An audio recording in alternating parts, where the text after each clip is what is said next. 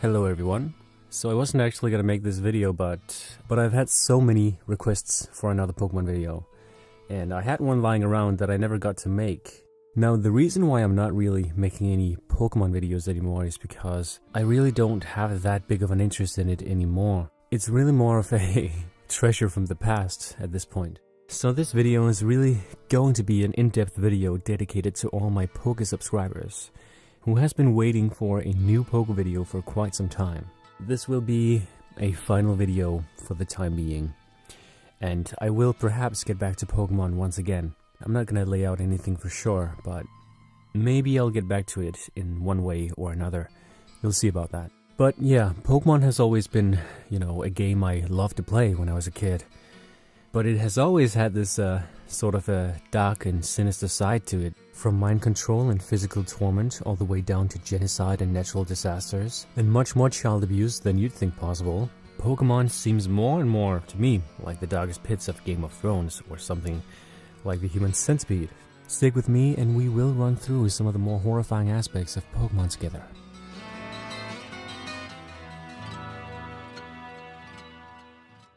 So I'm starting out the list with a sort of soft spot, one that is partly in your imagination but also in the Pokemon games itself. In the Pokemon games, there is something called breeding, which basically lets two Pokemon fuck in the daycare center, where they produce an egg which hatches into another Pokemon.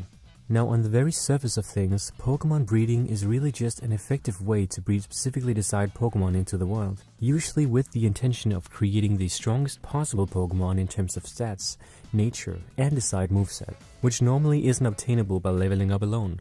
In short, it's most commonly used by serious Wi-Fi battlers. Reading further into Pokemon breeding can be a little complicated, but basically Pokemon don't need to be exactly the same type of species to breed. For example, Wailord, who holds the title of being the largest Pokemon alive to date, is able to breed with a dozen of other Pokemon that are a lot less than a foot tall. We don't actually monitor these actions behind the daycare center's bars, fortunately, but we can imagine how things unfolded, right? It only makes it worse when you consider that Wailord can learn the moves Bounce, Trash, and Water Spout. As kids, or even adults, I imagine most of us have fantasized about how awesome it would be to have supernatural powers. Running around producing Rasengans and Chidoris, flying off towards the horizon like any Dragon Ball character. This is all wishful thinking, but deep down we still wish we had these special powers in that sense, don't we? Or is that just me? Ash, as we all know, is the main character of the series, and he cannot produce any Rasengans or Chidoris, but he seems to be practically immortal since he stays the same age throughout the entire franchise, which will soon span over a couple of decades. There are moments when they straight out say that half a year passed, but they soon contradict themselves in later seasons. There are many theories as to how Ash gained this ability to passively prolong his life. A simple theory is that when Ash saw Ho-Oh for the first time in the first episode, he was granted eternal happiness, which encompassed staying a child his entire life. Another human being in Pokemon who possesses a different yet interesting ability is Sabrina from Kanto. She's basically able to use her psychic powers to bend objects and turn people into dolls, as shown in the anime. Those episodes with Sabrina, that particular ability is probably among some of the scariest things ever shown on kids' TV as far as I can recall. Brock doesn't exactly have any special powers other than being super creepy, and that goes for Old Brock and Pokemon Origins Brock. It would actually surprise me if there weren't more supernatural humans out there in the Pokemon world, but as I'm not watching the anime anymore or playing the games, I don't really know who that should be. But yeah, I think Ash and Sabrina are some pretty good examples. Lavender Town. Now this is a classic. The original Lavender Town theme is one of the primary reasons why Lavender Town itself is regarded as a, scary and creepy place to be. It scares people because the music is like the beating of a person's heart as they run in terror. The sound of an insect crawling across your skin, as well as the sound one hears in their soul when death has touched everyone around them and is now approaching them. Hearing music or melodies as an adult probably does not have the same impact and effect as it does in children. That is why so many people as children, including myself, turned off the music upon entering the town.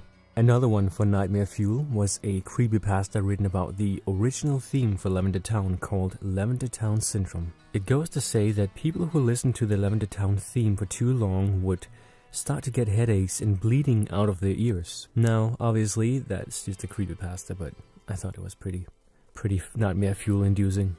But the music isn't the only thing about Lavender Town that has put so many people on guard. There is a Pokemon Tower, and in that Pokemon Tower a Pokemon Graveyard where dead Pokemon reside, which is located within Lavender Town, along with ghosts which are evidently real in this universe. This is one of the reasons why I would not want to live in Lavender Town if I had to pick which one of the towns I would like to live in.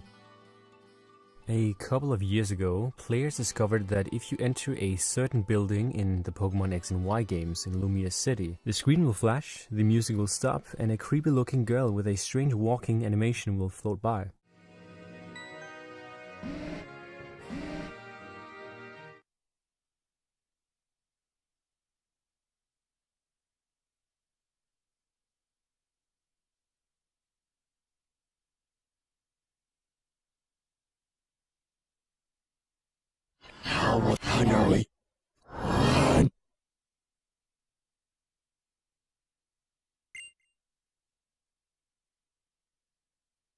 Fans had plenty of theories about this ghost girl, like the idea that she was looking for a specific trainer ID, or that she was tied to some other characters in the franchise. This does not mark the first time Pokemon games have featured a ghost girl of this kind. This ghost girl seems to be a thing they decided to add into the game, for some reason, but I assume there is no real connection Game Freak is trying to tie her into, because 2 years later and nothing has been added or explained about her. Something tells me they're just doing this to freak us out. Ghetsis child abuse. Ghetsis was a villain in the Black and White games, and he is a complete monster. First of all, he wants to take over the world through on-handed tactics, as most introduced Pokemon villains do these days. One of the ways he tries to approach this is by manipulating a so-called prophecy. He claims that destiny will choose a pure-hearted young boy to bond with a legendary Pokemon, and his one intention has for many years been to find and raise this perfectly fit candidate. He succeeds, bringing up a boy named N to be the most pure and innocent little child around. Also, notice how Game Freak was inspired by N, aka Nier, aka Nate River from Death Note. Ghetsis appears to be an inspirational speaker. As the game progresses, he gradually reveals his true identity. He has no qualms in using the innocence of N for his plot to rule the world. He has great charisma, as he was capable of convincing the members of Team Plasma, including the Sages, to follow his ways. His charisma is demonstrated as many people are somehow influenced by his speeches, making them to at least rethink the relationship between Pokemon and humans. Despite his villainous goals, this marks the first time the discussion of Pokemon rights and freedoms have been thoroughly discussed in-game.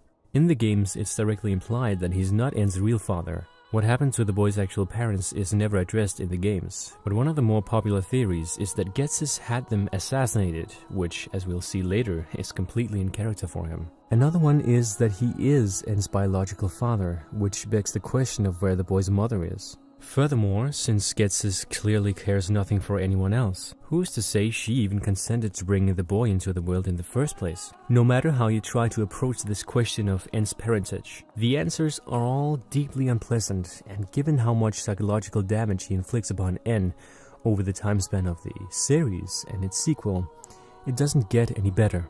In fact, it only gets worse and worse.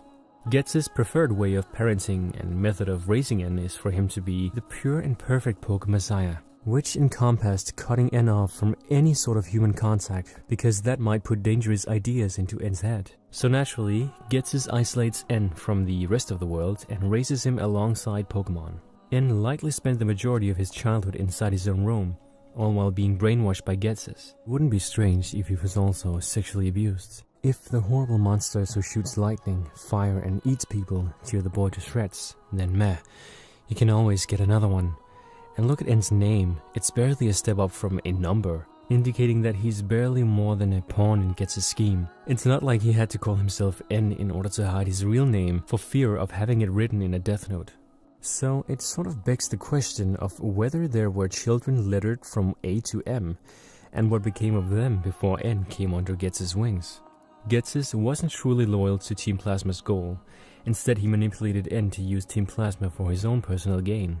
He is known to be a brilliant scientist, as one of the Team Plasma scientists claims that he created a system capable of robbing Pokemon from the storage system from all over the world, as in robbing any Pokemon stored on the PC. In Pokemon Black and White 2, Ghetsis appears to have become somewhat insane, going so far as to command Kyurem to impale the player with icicles at one point. He's also visibly mentally unstable. But yeah, thank God we defeated that monstrosity of human trash for good.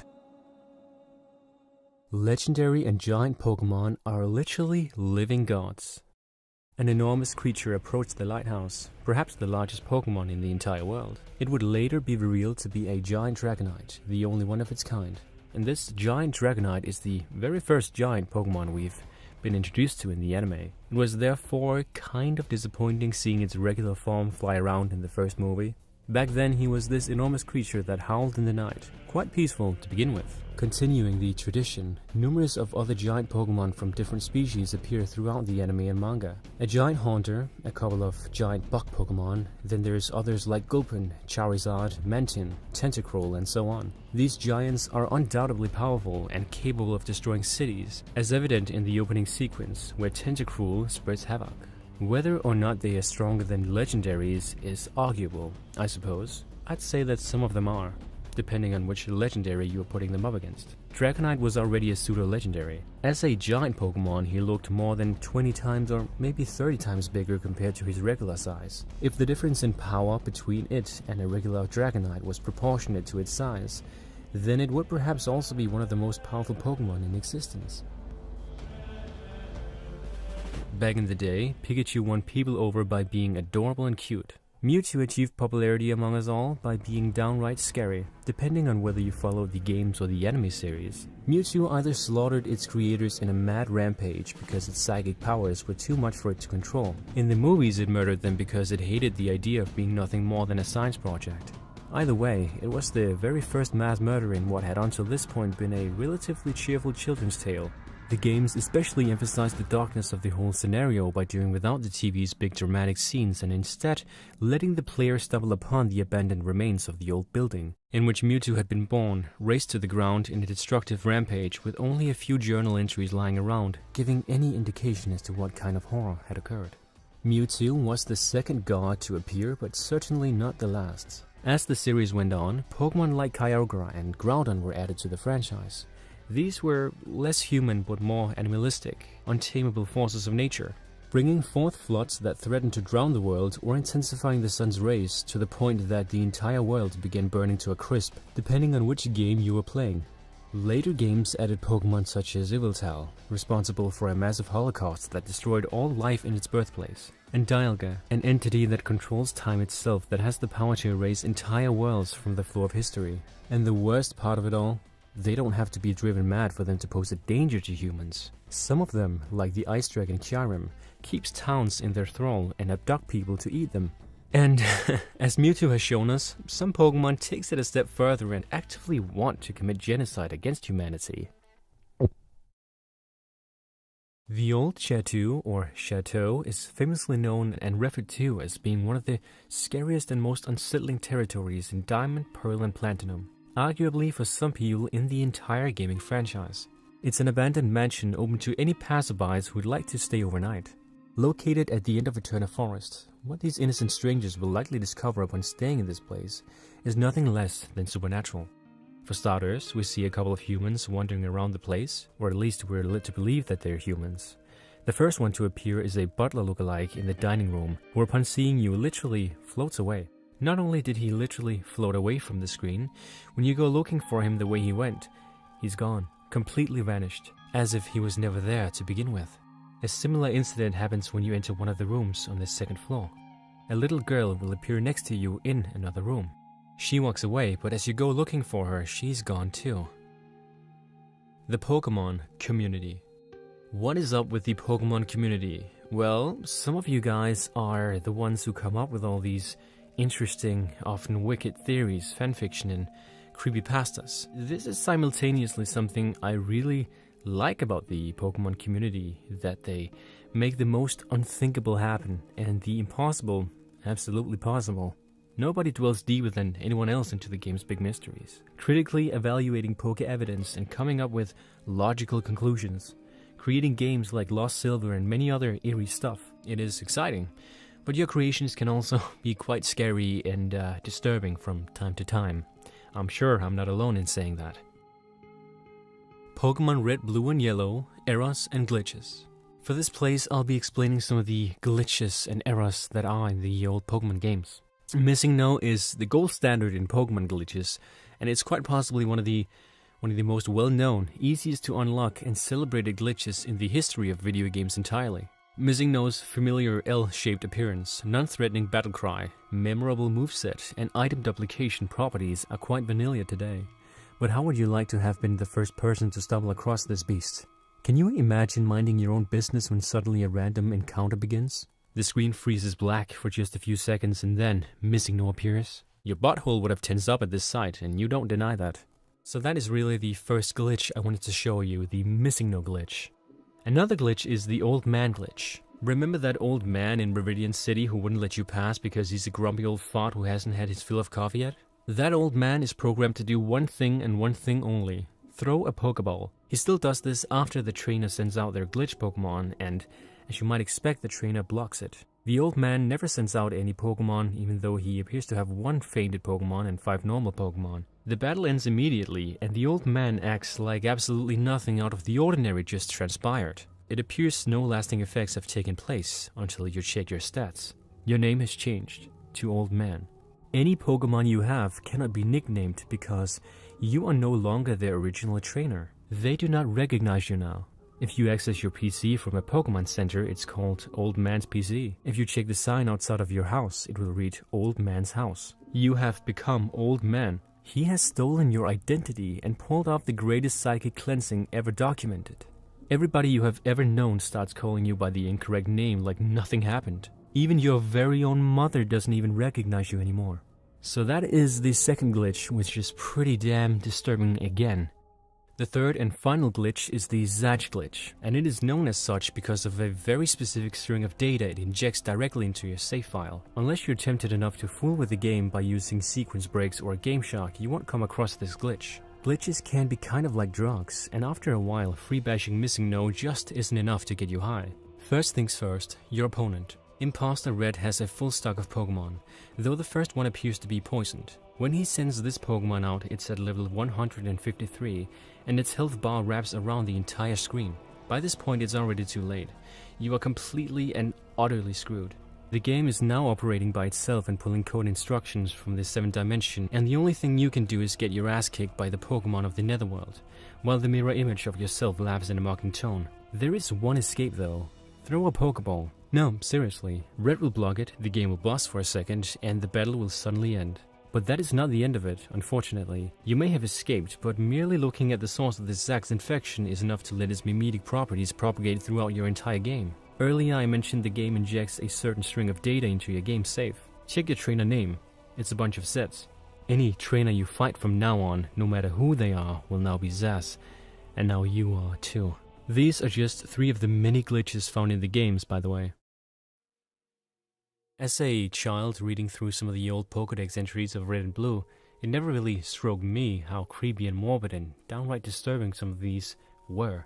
Namely because I didn't think about it that way. Or think at all. I probably couldn't even read. But as an adult, looking through some of them, it seems legitimately insane to put them in a kid's game. I mean, look at them. Every other Pokemon is a child killer or kidnapper. Hypno will literally hypnotize and kidnap your children. Drifloon is no better because it will do the exact same thing in fly mode. Ghost Pokemon typically have disturbing entries, and Confagrigus is a good example. It has been said that they swallow those who get too close and turn them into mummies. They like to eat gold nuggets. Now, this entry isn't really canon because it starts out with, "It has been said," so no facts here. However, Confagrigus has more in his pockets. Grave robbers who mistake them for real coffins and get too close end up trapped inside their bodies. Okay, so here they actually state something as a matter of happening. What do you think about that? I mean, it's totally intended for kids, right? Kids love this kind of stuff. Some kids do, anyway. Then we have Houndoom from Pokemon Gold and Silver, who is a pretty effective sweeper. If you are burned by the flames it shoots from its mouth, the pain will never go away. So if its flames is able to burn a person, it's only natural to assume they could burn a Pokemon. So think about it this way when you're battling. Every time you tell this Pokemon to use Ember, Flamethrower, or any Fire-type move, you're condemning the opposing Pokemon to a lifetime of agony. Chandelure's evolutionary line is just as terrifying. Litwick will steal your soul, Chandelure burns it, and Lampet gets rid of it, seizing the victim's entire proof of existence. There are a ton of these morbid entries all over the place. If you thought these were some of the only ones, you should really take a look through some of the games. Slowking is considered to be one of the most intelligent Pokemon in the entire franchise. It's the final evolution of Slowbro, a Pokemon so immensely stupid and numb that it doesn't even notice sustaining injury. However, when a Shelter clenches its fangs on its head, it gains intelligence, surpassing any human being. How is this possible, you might ask? Well, according to Pokemon Crystal, every time it yawns, Shelter injects more poison into it. The poison makes it more intelligent. So there you have it. In the Pokemon universe, having poison injected directly into your brain and skull makes you more intelligent. With all the horror and terror that is going on in the Pokemon world, it's really nice to see that miracles such as these are possible. Slowking dedicates its new profound intelligence to solving the mysteries of the world and its universe. The strange thing about this, however, is that we trainers literally force these useful creatures into violent cockfighting. These Pokemon could be trying to cure some of the world's deadliest diseases, such as cancer, and could possibly complete the research on human immortality. And yet instead we make them slap each other in the face. They are not the monsters. We are.